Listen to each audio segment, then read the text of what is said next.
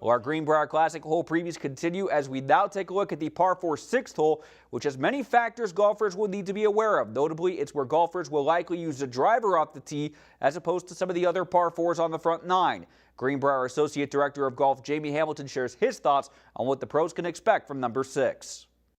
A hole called Lookout, obviously a great view kind of looking down the valley, and for the first time really I think ever with some of the renovations from this tee box you can actually see the putting surface. You know, the green's been shifted over a little bit to the left, and so I think it's fitting for a hole called Lookout where you actually might be able to see the green, so I think a nice change in that regard. Probably the longest, I think it is the longest hole on the front side, and a hole with some real serious challenges off the tee box. There's a fairway bunker on the right hand side, about 280, 290 to carry, and we're also playing into the predominant breeze, so that's something players will definitely need to take into account.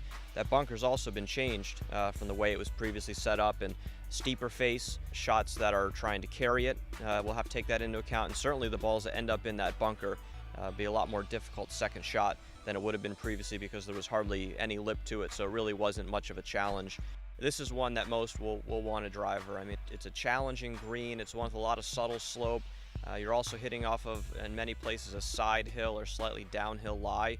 So the shorter club they can have in, the better.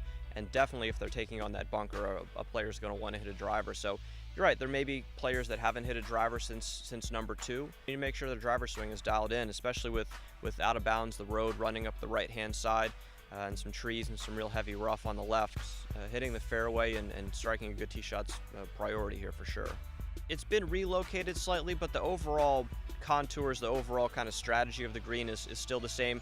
Slopes from right to left, no big ridges or big mounds or any real, kind of dominant features in the green, but a lot of subtle movement. One thing the players will find is the greenside bunkers have changed a little bit. It's a hole that if you hit a really good tee shot, the green light turns on suddenly. A bad tee shot and it's yellow or red light and you're scrambling to make your par, but more likely a bogey. And so it's the beauty of this hole is if you play it the right way, it can still be a birdie hole, but if you mismanage it at all, it'll make you pay for it.